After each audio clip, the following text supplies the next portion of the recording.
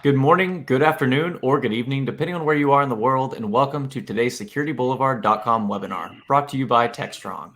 My name is Cody J. Brown. I'm the host of Techstrong Learning. We have an exciting panel ahead of us, but first I have a couple of housekeeping notes to cover. First, today's session is being recorded, so if you miss any of our discussion, you'll be emailed a link to access the on-demand recording shortly after we conclude our live seminar today. If you have any questions for our speakers, we want you to direct those to the Q&A tab on the right side of your screen. And I'll also point your attention to the chat tab right beside it. And this is where you can speak with your other audience members or engage with us as well there. Finally, at the conclusion of our webinar, we will be giving away 4 $25 Amazon gift cards, so be sure to stick around.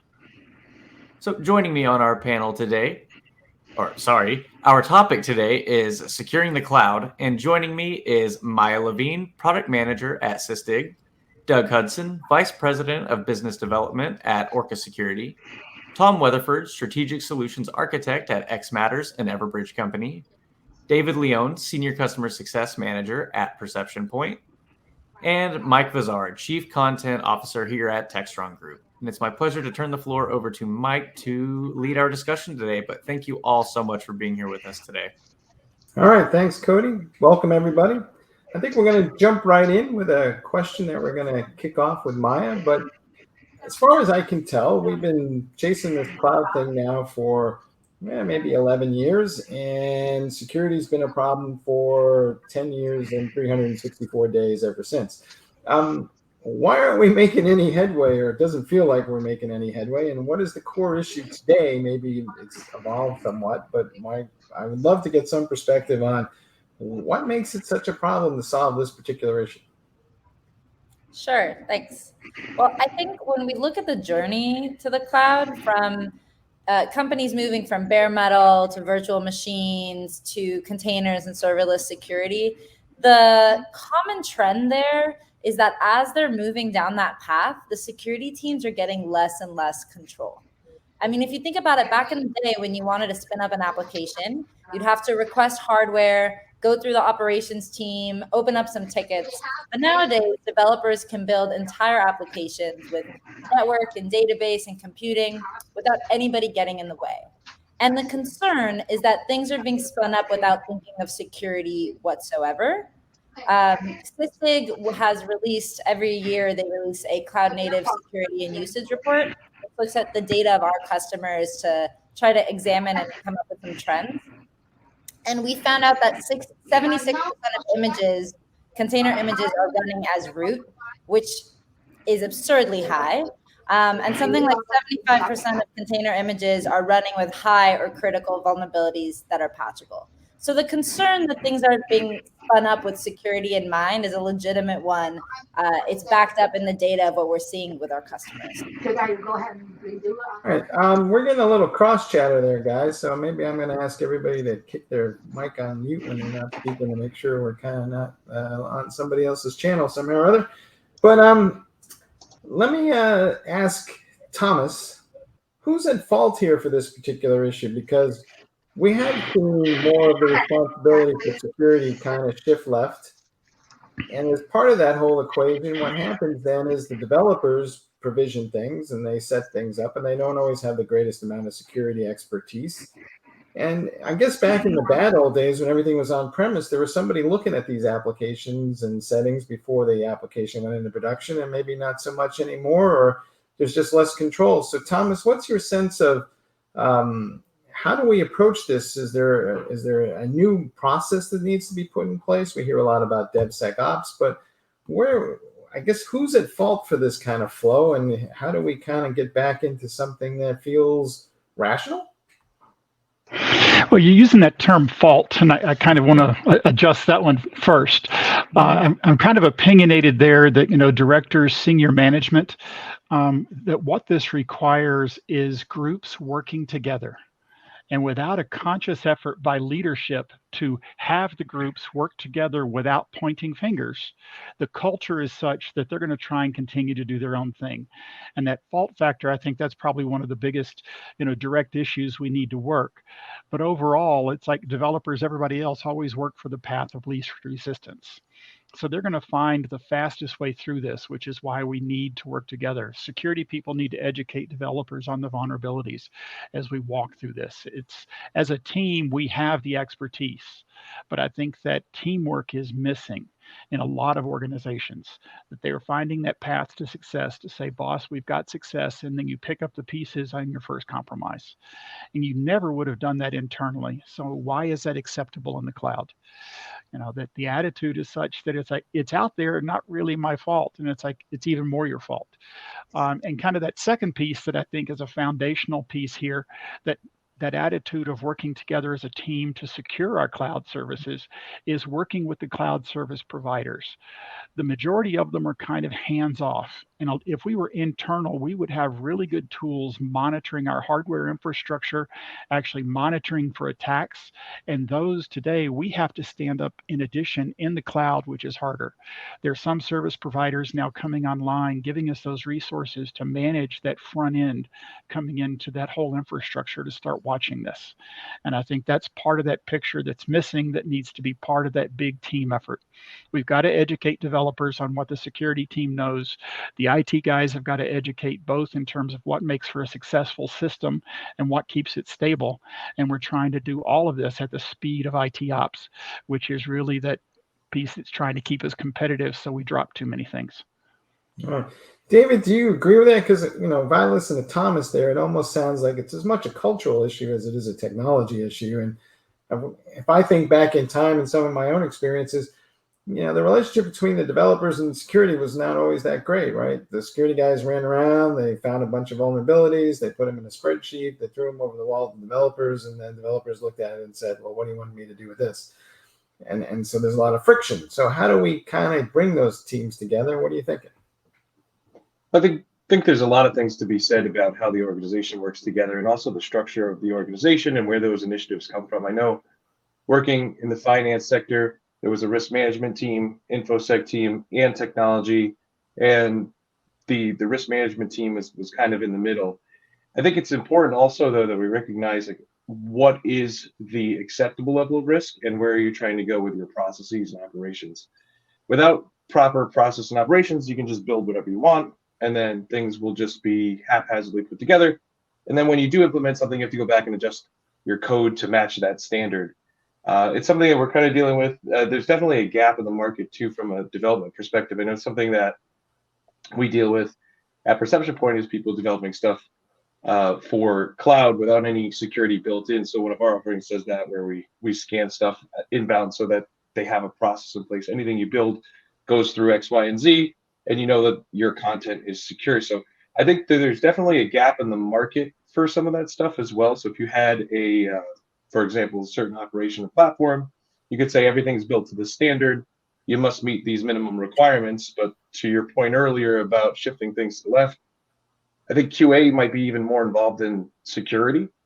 And I think that maybe involving security in that QA process and defining that process against your risk tolerance and how that affects the speed of business are all things that are independently determined by the organization. I just don't know that everyone's even really doing that exercise right now.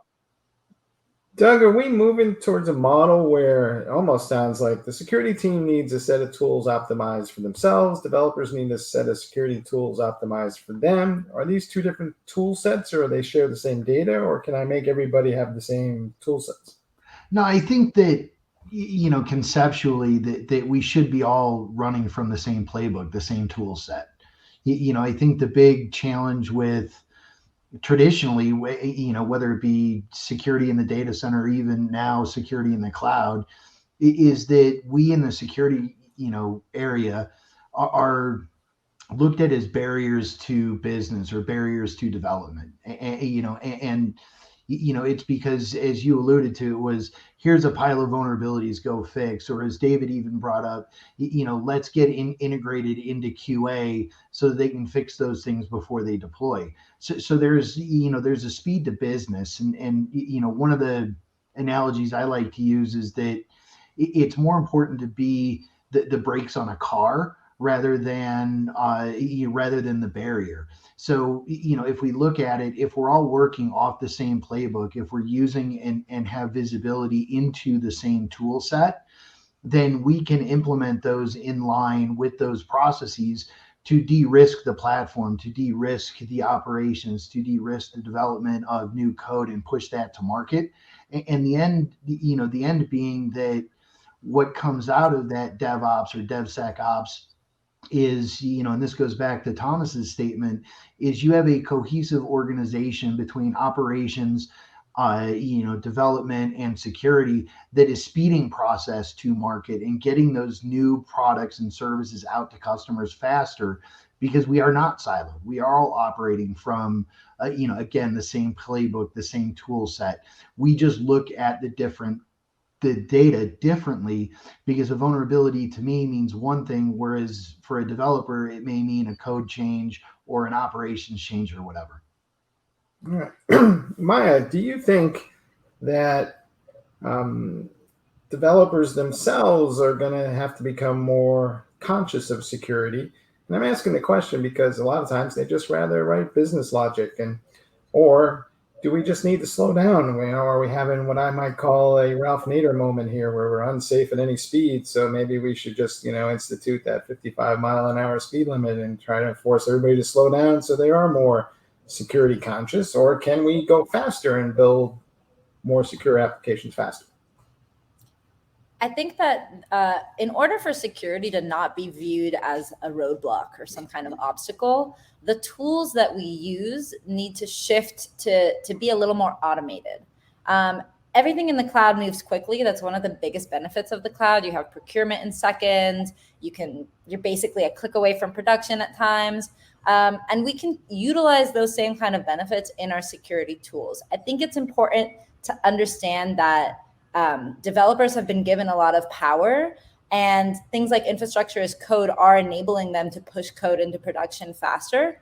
And I think that the best way for us to gain back some control over security is to kind of adhere to developers and to make our security tools fit into their existing processes and integrate with their systems.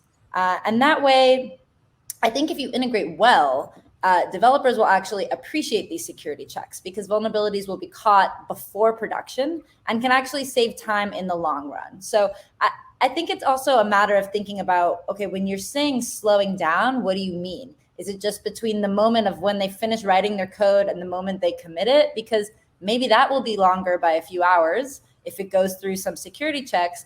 But I think in the long term, it really won't slow them down. So it's a matter of us integrating with developers and having more of an automated approach. And it's a matter of, setting the threshold and finding that balance between the business side and the security side. Like, what is your acceptable threshold of risk, and implement that in an automated way. Thomas, what is the level of automation that we can get to? And I'm asking this question because I know a lot of developers would just as soon, they want to write code and they do that. And if it's poorly written, they kind of want to keep that to themselves. And then if there's security issues, they want that to be kept to themselves so they can fix it on their side. And they don't have to have this moment of shame when they throw it in the build and everybody starts beating them up about their code. So there's clearly some interest in that. But at the same time, I don't think that each one of them wants to become a security expert. So rather than shifting left, how do we use automation maybe to lean left? Is that what we're really aiming for? I would kind of like to piggyback a bit more on what Myra is saying, that using the NIST standards as a example, most of those have now been written up with developer friendly. This was the security problem. This is how you avoid it in the future. And if we were to put a security person on the Scrum team, that developers, what I've seen, love the education. I don't need to beat them up the fact that your code has a problem. Your code has this particular problem that is very similar to these, and we can avoid all these problems in the future by not using this type structure in your code anymore. And those educations can usually occur in 5 to 10 minutes, and they greatly appreciate that. So part of that automation chain is, I think we need to make it part of the development cycle, that with the current DevOps tool chains that we have, that I can check in my code when I go home. That code check-in should include my build, deploy a new server, run my test, to include as many of those security tests as I'm aware of. And I should walk in the morning knowing I introduced a new security vulnerability and get immediate feedback. There is no reason I have to wait 3 weeks to 3 months in some cases to find out my code caused a problem. That should be immediate. The technology is there. We can support that today. David, do you agree with that? And I'm going to put this out there a little bit, but I think by my count, developers outnumber security people by, I don't know, 25 to 1. So how do I get enough security people to participate in the development process and get them on that left-hand side? But that's a great question. I love Tom's answer. And as I was studying some of this more recently, I learned about the concept of tribes or pods for the development process. So a lot of times, a lot of companies are in an agile process. What you can do is assign a person from certain teams to multiple pods. So if you have your development team broken up into subsections, you can still have one security person doing meetings with each of these pods and providing that same data. And then, of course, as you educate managers and supervisors for teams, you don't need to keep redoing it, and that will proliferate throughout the development teams. But I think using a concept like that, you can maximize the security visibility while still providing the largest footprint for them to be included in that QA dev development process as you go along. And also, if there is anything that comes up, to your point earlier, that security person could talk to that dev and have more of a personal relationship with that person. So if there is something that comes up, they could just fix it in the pod. It doesn't have to happen in front of everybody and kind of go out and the whole ether, as you mentioned earlier. All right. Doug, I'm going to ask you kind of the same question, but all right. So if David and Thomas are right, how do I do this across multiple clouds then? Because what seems to be going on today is people are taking the same bad processes that they did in one cloud and replicating them elsewhere, and we're just having the same mess more of. Well, I mean, the multi-cloud situation is kind of unique, right? Because even though they're very similar, they're also very different with the way you provision services within GCP or Azure or AWS. What you call, a workspace or an AD environment in one is slightly different in another. So one of the challenges we do face in security, and I think most folks that are on this call realize, is that there's a substantial gap in the amount of security personnel we have to throw at problems. But I think if you take it up a level and you really look at, and Thomas brought this up well, if you really look at how you integrate into the SDLC and how you work those teams into, whether it be whatever SDLC process you have or your CI/CD pipeline, to have that, that person be able to span across, I think is one, and they brought it up well. I think that the interesting thing is how do you have a security expert on your team that's an expert in AWS, Azure, and GCP? I think that's a wholly unique, different challenge, because there are, again, those kind of foundational differences between the three clouds. So you still have that people problem, but I love David's answer on communication, right? And building that personal relationship. In the past, where I've been successful, and prior to Orca, I was a consultant. So I worked, on the building of programs, and one of the things I found successful was integrating a security person into either that IT team or that DevOps team. And that person would have direct responsibility or, line of reporting to whatever group they were over, with a dotted line reporting structure to security. So you had that individual integrated into that team. And what that really forced, right, or encouraged was that communication. So that what ended up coming out of that is, when you were deploying new technologies, deploying new code, deploying new applications, it kind of already had that pre-stamp of security approval on it, because there was somebody integrated on the team. So I know that wasn't exactly an answer, because you asked a 3-cloud question, and I kind of went back to more operational process piece. But at the end of the day, it's really, how do we get people to talk and to do the right things and to be a team rather than operate in silos? All right. I think Doug said it's harder than you think, but it can be done. Maya, you kind of touched on this though. So, just what is cloud computing these days is a significant question, because 10 years ago, it was basically we were promising people IT would be simple and we'd all have flying cars by now, right? And neither one of those things hasn't been accomplished. So if I look at the history of cloud, the first generation of it, the last 10 years, I basically lifted and shifted a bunch of monolithic apps and I threw them on somebody else's platform if I wanted to be cynical about it. Now we're moving towards these cloud native applications, containers, microservices. We got serverless computing frameworks. This is a whole new ballgame. But none of that old stuff goes away. So how do I kind of live with what are two fundamentally different application architectures sitting side by side and secure that as well as all these different platforms that I got to manage? You're on mute. You're on mute. Yeah, sorry. Yeah, I think you're right that as cloud computing or cloud in general is advancing, resources are just getting more and more ephemeral, and it is a challenge for security teams, right? How do you report on entities that no longer exist, that spin up for 1 second to complete one task and then kind of disappear? And I think another thing that people need to shift in their mindset is the concept of the perimeter, right? For a long time, we were thinking of security in terms of like, there's a perimeter that I need to secure. But now that data can come in so many ways into your application, I think the concept of the perimeter needs to be thrown away and needs to be replaced with the concept of permissions.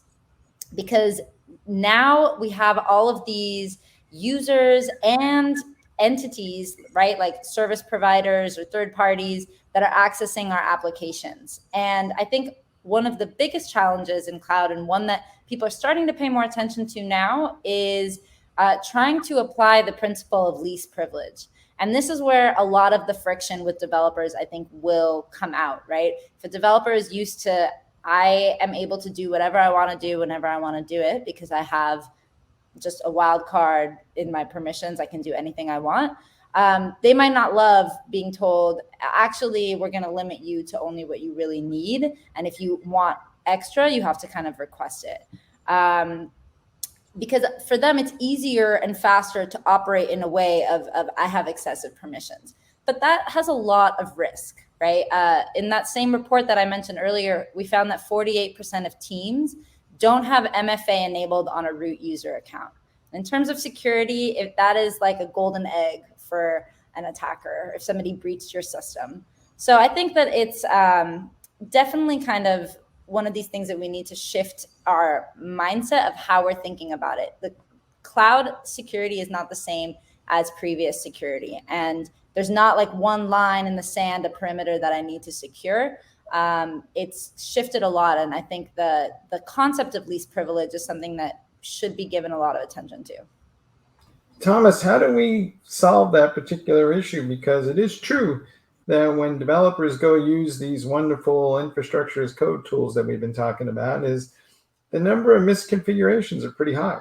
And the bad guys have learned how to go looking for that stuff. So how do we kind of, get to this point where the developer doesn't feel like it's somehow some inalienable right that they have to just go do whatever they want, but do it in a way that is responsible, for lack of a better phrase. I'm avoiding the word fault there. You see how I'm going with it? Very good. I kind of think that discussion is just a little bit further with the cloud, that from a developer perspective, we're concentrated on these privileges, what and who things are going on. But when you start to realize that we look at the majority of production systems worldwide, well over 50% of them still use something called COBOL as part of that communication and part of that infrastructure and mainframes. So this cloud environment is very distributed. Maya was very accurate. Perimeter is not my issue anymore. There is basically no perimeter. We are relying on services that rely on other things, and the spider web is very large. We need to authenticate that connection. We need to make sure we're talking to the authorized source. And that requires starting in code design a different way for developers to isolate that connection. And my personal opinion, one of the best ways to do that is not through a security individual, but is through the IT operations team. they have the most scar tissue. And developers typically don't understand the differences and advantages to using specific ports, the types of communications. What can a firewall do to limit communications over port 443 to specific types of data? When you talk to an IT guy, he's telling you, I'm limiting you to SQLnet traffic and web traffic, and everything else I'm dropping on the floor. Is the coder even aware that that's going on? So it's back to this, bigger piece that they need a bit more data. They need a team to help them. They can't learn all of it, but it's back to that. In the cloud, as fast as we're moving, we really need to communicate and we need to work this as a team. And I know my response is getting tiring, but it kind of comes back, it's that same theme that there's a lot as a developer I do not know. And I don't have the time to learn all of it. I need a trusted individual to go to help keep me out of trouble. Oh. Doug, how do we keep people out of trouble? And I'm asking this question because, for all the zero-day vulnerabilities that we all talk about, the bulk of the issues that pop up are, SQL injection attack vectors that we identified almost before the age of the cloud. And yet we seem to be unable to kind of drive these points home to developers. So how do we kind of, do we need to kind of have a new re-education of the developers completely, or is there something else that we can do here along the way? Well, education is always key, right? Without question. I think there are some things that we can do technologically that would start to insulate some of these challenges. You talk about things, and it's in the new presidential directive of zero trust architectures. You're taking the perimeter and you're shrinking it down. You're making it a one-to-one relationship, either with that asset to asset or people to asset. And then you're making essentially risk-based decisions on who can access what and what are they able to do. So I think there are some things technologically that can be done. I think there's also something to be said to Thomas's point on, the scar tissue that IT operations has had. And there is something also to be said along those lines that, that hit on Maya's least privileged piece, which is you're not going to get access to it until you need access to it. In previous life, we would deploy things, or my customer would deploy things, and you would put very, very restrictive rules in place, either in the network or at the firewall or at the VPC level, and developers would scream. And you would then ask the question, why do you need this? Why does it need to operate this way? And start to educate them. And there's the education word again on, oh, you really don't need, 70,000 or whatever. I know 70,000 is the wrong number, but you don't need X thousand of ephemeral ports open. You only need these 4. Well, they didn't know that, and upon, without that conversation, without that education, you're not able to do it. But again, I think there's a technology component with what we can leverage in the cloud because of the power of compute to do things like zero trust. I think there's also a lot to be said about microsegmentation and, only allowing those folks to have access to a very, very limited subset of resources, which I think decreases, well, I believe that decreases the overall kind of threat landscape. Well, not threat landscape, but vulnerability landscape that a threat actor could take advantage of. So you start with education, you use technology, and you build in process. I know that's a silly answer, but it's the truth. Well, David, maybe you could go a little deeper on that because, zero trust is the buzzword of the day. But, it's not like you can get out of bed in the morning and go, yep, I'm going to go get me some zero trust today. It's about like 25 different technologies later, and you're got to stitch it all together. And so what should people be focusing on today to kind of at least get down that path towards zero trust? I think it's important at different levels. There's different priorities, right? So at the lower level, at the dev level, where you're actually creating these things, having a process in place to shift applications, to use that, having teams review those permissions. The security team is most likely already doing a review of those, and if not, they can review it and work with the dev teams.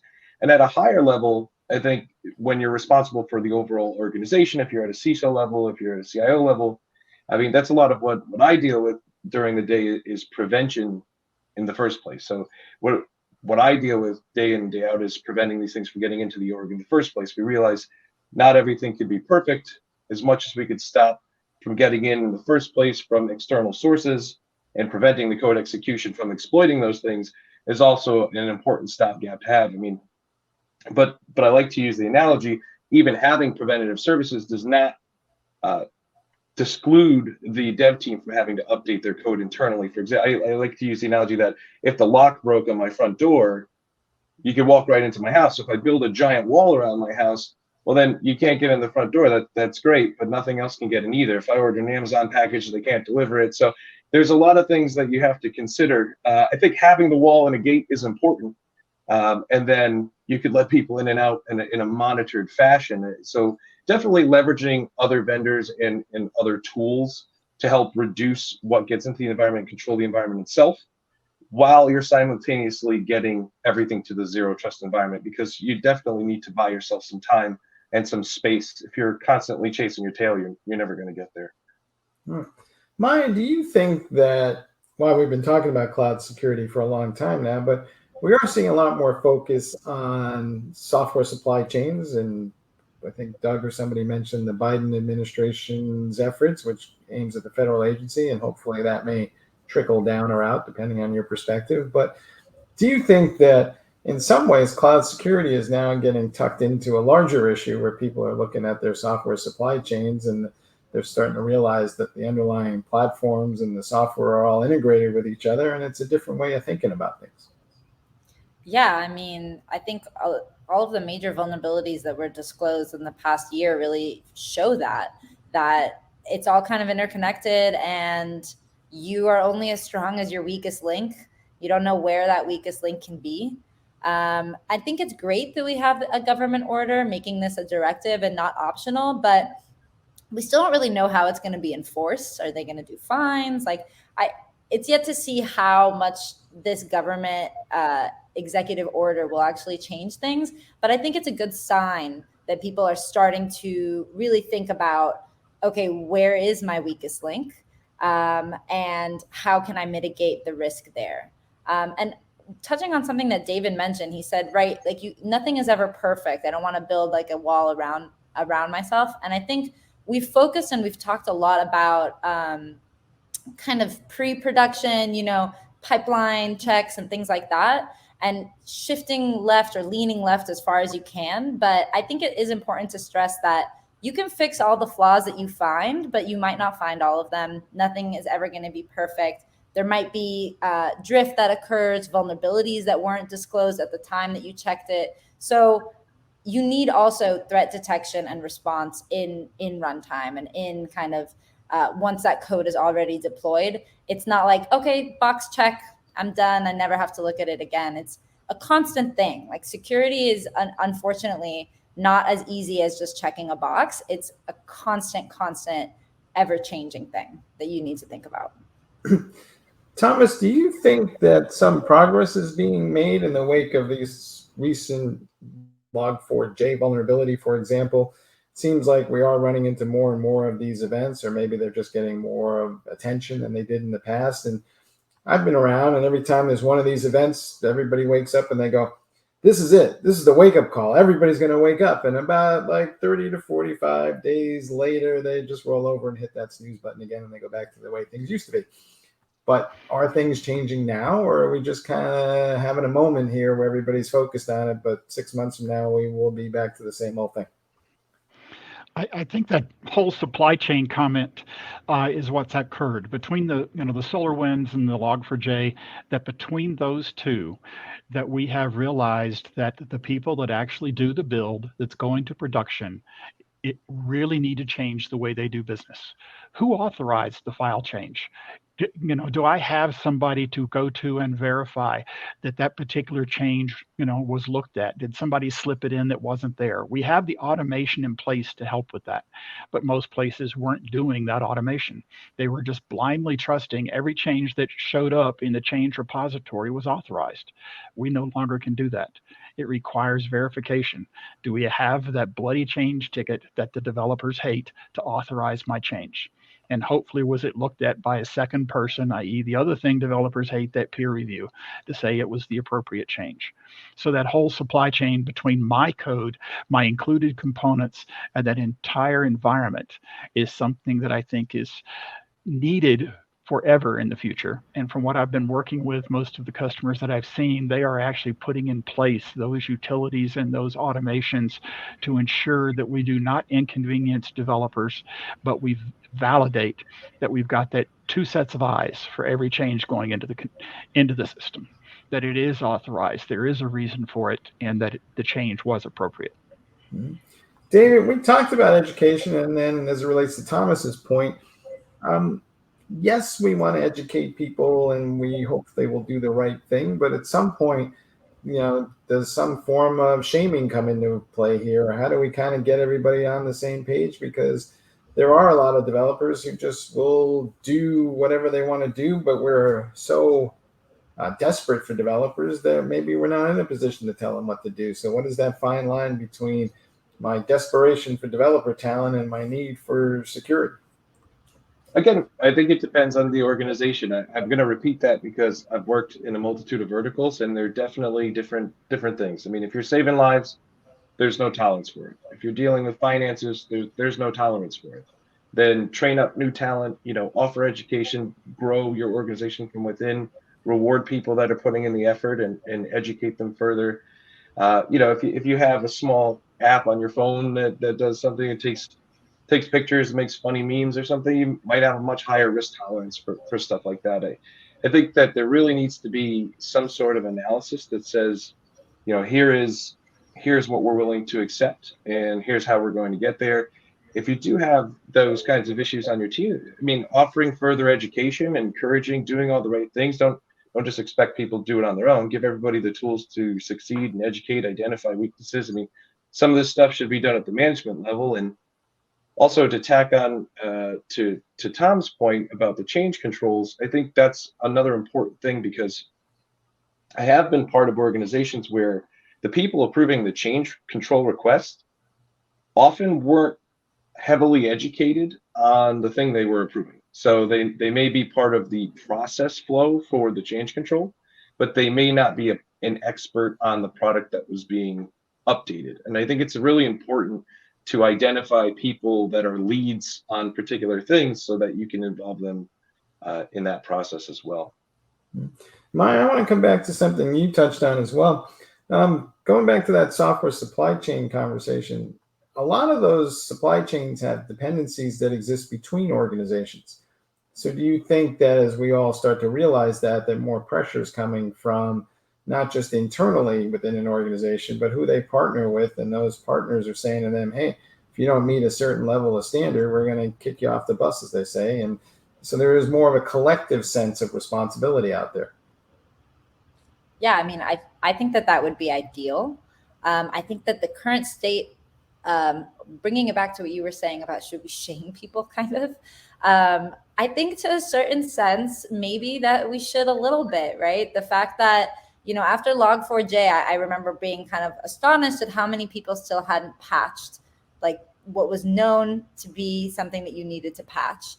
The fact that we see 75% of container images running with higher critical vulnerabilities that are patchable. Like, these are things that can be done, that we know that there is a solution for, and we can fix them. And so I think maybe changing our mindset a little bit to be a little more, hey, if it's fixable, if we know about it, you need to do something about it. And if you are the cause of a lot of these breaches or, breakdowns in the software supply chain, then maybe we should kind of do business elsewhere. I would like to see attitudes shift towards that a little bit, but we'll see how it goes. Doug, how much disclosure should there be? Are we approaching one of these moments where, if you see something, say something, and regardless of the implications, does sunlight be the ultimate disinfectant here? What do you think? That's an interesting question. If you're talking within the organization, I think that it's on everybody, and there's a shared responsibility to see something, say something. and to to go back to an earlier comment about change and change management. It's really interesting when you think about the people that are in the room, and I'll throw a little shade at developers. A lot of time, well, not a lot of times, most times, their job is predicated on releasing new features, releasing new code, releasing new this, and to slow them down or to stop them because there may be an issue, right, impacts their job. I think there is a broader conversation, to Maya's point, about how can we share this responsibility, and maybe we make it a positive. Maybe you make an MBO around the reduction in the number of vulnerabilities you're disclosing in code, right? Make it something that organizations can manage from.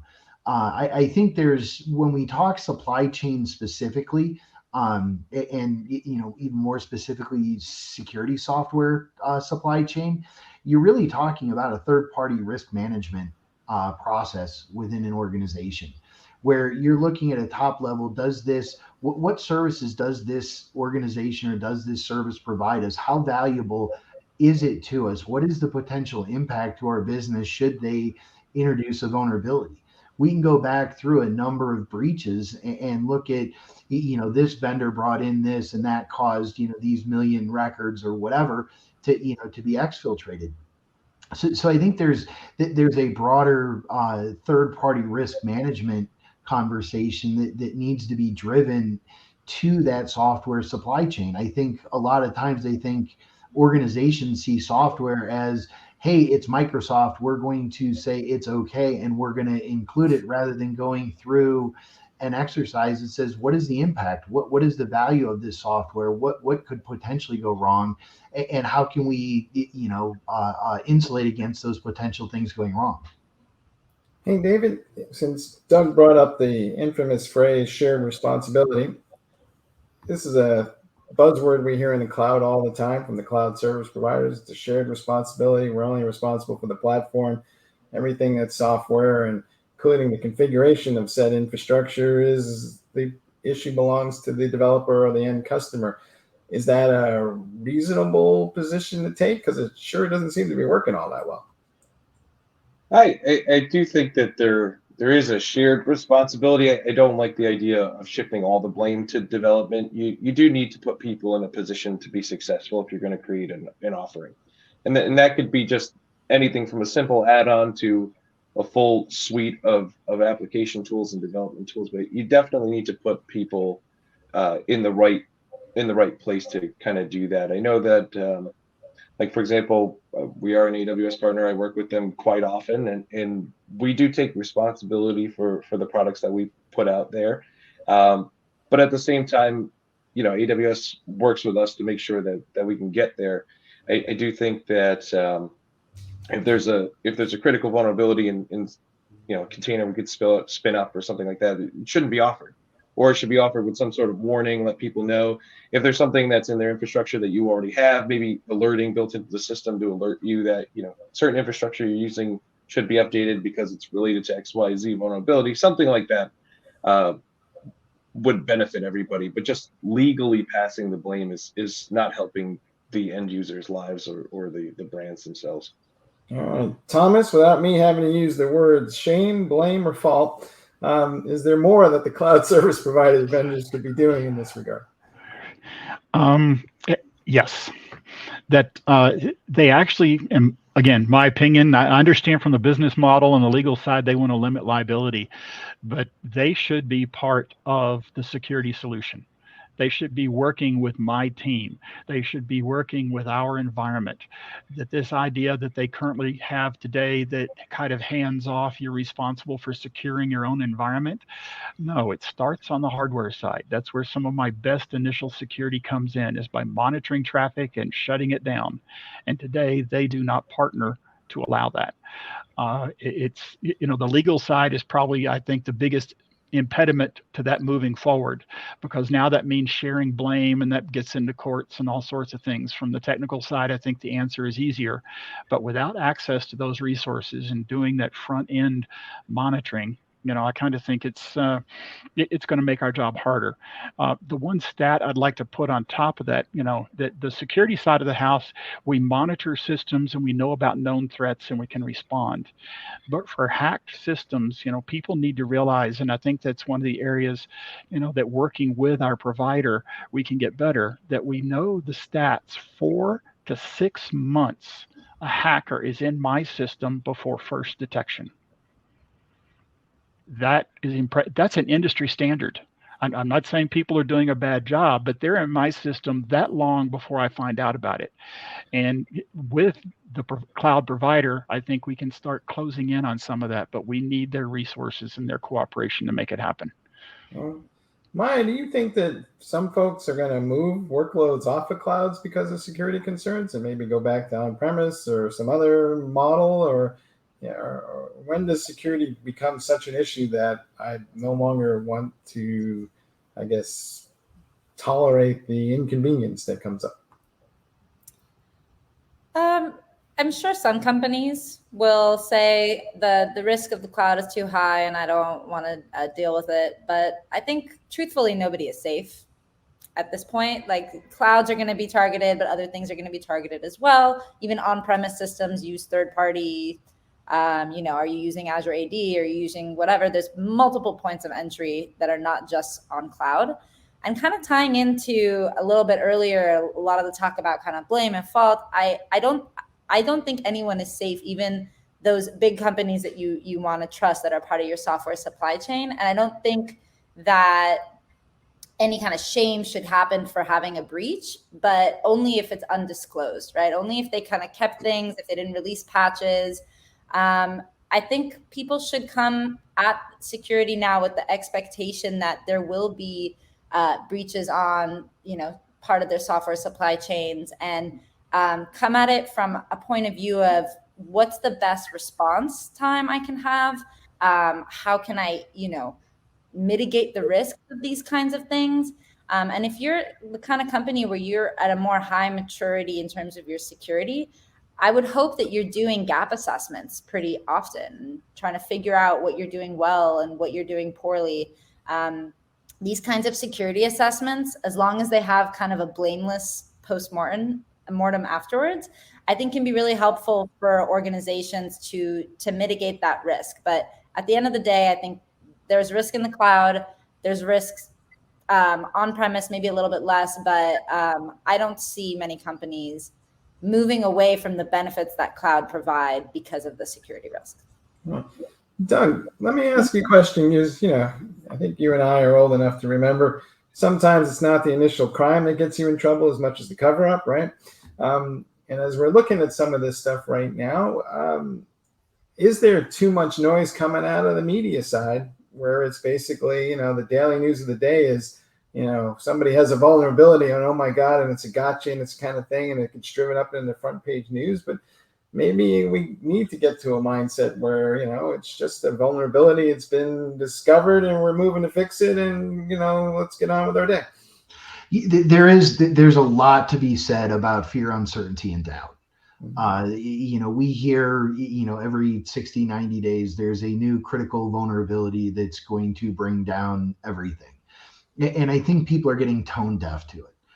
I think we run around, we play whack-a-mole as security experts, and we take a deep breath and go, I think we're okay. And then somebody, is Chicken Little, the sky is falling again. So I think there's, I think there's, a broader conversation to be had. What really is the level of this vulnerability, as it relates? You used Log4j. How susceptible is my organization to that particular vulnerability? And having a business management or leadership conversation around it. Because, it's funny, I get questioned being in security all the time. How fearful should we be of, Russia, a Russian cyber attack? How fearful should I be of this, the SolarWinds breach, or what's going on? Pick, any one of the 2 or 3 that's in the news recently. How fearful should we be? And again, I think people are getting tone deaf.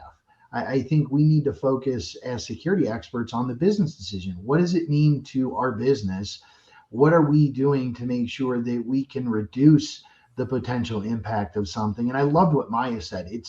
I always say it's a matter of, it's not a matter of if, it's a matter of when. We are going to fall susceptible to something. So are we prepared to respond? Do we have the tools to, as Thomas put, it's like 6 months before, we know an attacker's in the environment. What are we doing to identify those vulnerabilities? What are we doing to identify that somebody's in our network? Right? It could be something as simple as malware that's stagnant. And until somebody decides to activate it, it just sits there. So what are we doing proactively to identify these things? I think going back, we've got to improve what we're reporting and stop reporting on fear, uncertainty, and doubt, and report on those things that are absolutely critical and be prepared to respond when they do impact our business. Do we need to find a better way to respond, Maya, collectively as a whole, instead of just each individual IT organization being left to their own devices? Are there things that we could be doing in collaboration with one another to respond more aggressively? And also just let everybody know what is a critical vulnerability versus something that might affect you on the second Tuesday of 2024 for an hour and a half if you're not careful. That's a good question. I'm not sure what more we could do together. I think the more collaborative and open companies are about things they've gone through, like people like to, because it's a PR nightmare, people don't really like to disclose breaches. But I think that makes it so that there's a lot of information that could help other companies that is being kind of kept hidden.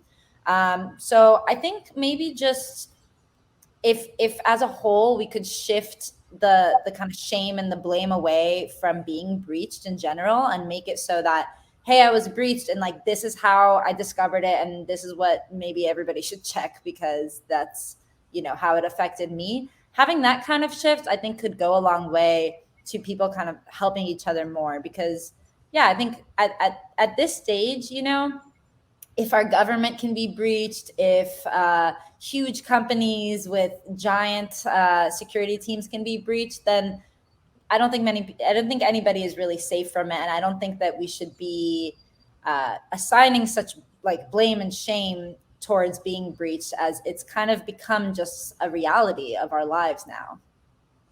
Thomas, should we make those people heroes? Do they deserve to be lauded for their efforts for finding this breach and sharing it with everybody else? And maybe we just don't make a big enough deal about that side of the equation. Absolutely. That reward, the incentive to go forward and make that public, and the fact that on those they were looking at something different. Very rarely what they're finding is what we expect. It's not in the code, it's not a known issue, and they saw a pattern that nobody else saw. It is very hard, and it's in the middle of the noise. You pick up that one thread. The person that sees that, yes, we need more of them, and we definitely need to support them in all of the stuff that they're doing out there to make them that hero, so that the next time they see something that looks suspicious, they will raise their hand, make a comment, and we'll look into it. Doug, do you think we hear a lot about artificial intelligence everywhere we go these days? You can't pretty much throw a cat without somebody talking about it. Do you think that in the land of security that AI may save us from ourselves someday as it applies to cloud security?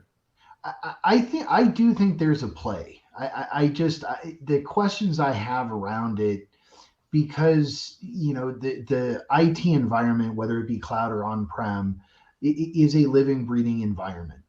So it's suspect to constant changing and modification and development, whatever.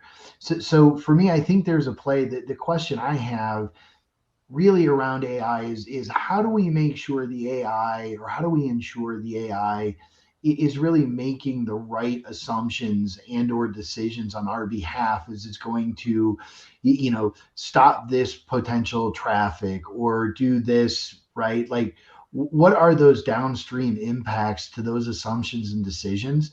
And I'm just not sure how mature it is right now to make those things without having an impact on business operations. That's one of the things we've kind of danced around today is how do we do all these things and with the least amount of impact to business operations. If we allow a lot or the majority of these to be decided by an AI, then how do we make sure that we're not putting the organization at bigger risk for operational disruption? All right. Any other believers in AI, or are we just kind of whitewashing a bunch of algorithms here and there? I think to Doug's point though, for example, I've seen AI used internally is my only experience with it here, but we definitely use it to identify patterns and look for things that are anomalous to find potential malware and stuff like that. But we also have a team of people that review it. So I think to Doug's point, there's a human element where we're reviewing the patterns, we get a body of evidence, and then we create engines based upon that. So there's using the AI to do the stuff that we're doing manually may help in the short term. Where it goes, I'm not sure, but I mean, pretty much all of us will have a SIM or something, right? And we have all these alerts set up, and these alerts are static. But as the attacks evolve and change and mutate, all we're looking for is anomalies. And AI is going to be able to look for those patterns and anomalies, even against your rules in the log changes, and identify those and update those more rapidly and radically than somebody that may go in there and fine tune stuff based on like a news article or something like that. So I do think there's a place for it. I think it definitely needs maybe more of to generate a case for human review at the stage it's at right now. But I do think it can help do more, especially to your point, Mike, earlier about having a significantly lower staff versus DevOps and trying to parse all those log lines. Smaller teams would definitely benefit from the additional insights. All right, Maya, should people be worried about their jobs because of AI in the space of cloud security, or are we all going to be gainfully employed for the next 10 years? Yeah, I don't think that AI is going to replace that human element. Like David just said, I think that there needs to be a check on it. And I think that AI can help in certain things, but I think it has been a little bit overhyped in, at least at the state that it is right now, what it can do.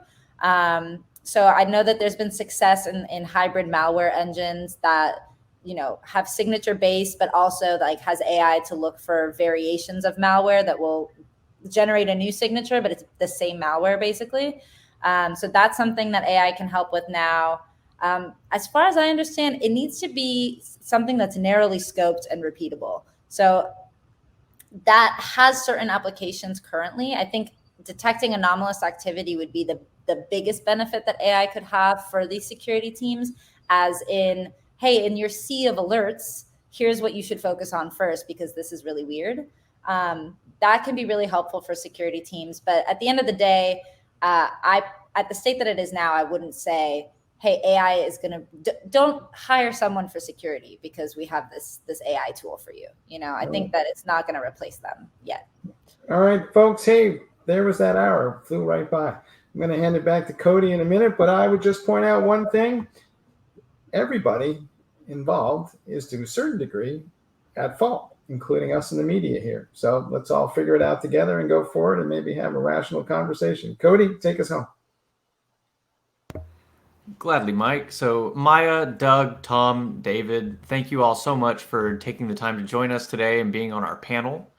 I'd like to remind our audience that this panel was recorded. So if you maybe joined us late or somebody had to leave early, this on-demand session will be made available shortly after we conclude the live webinar. You can also find it on securityboulevard.com/webinars. Look in the on-demand section. So quickly, we do have 4 $25 Amazon gift cards to give away. Our first winner is Oscar C. Our second winner is Harsha V. Our third winner is Gopichand K. And our fourth and final winner is Janice V. So congratulations to the 4 of you. Keep an eye on your email to claim that gift card. And if you don't receive an email, just check your spam folder. Yeah. Before we close out, my final thanks goes to you, our audience. We appreciate you being here with us today for the entirety of our panel.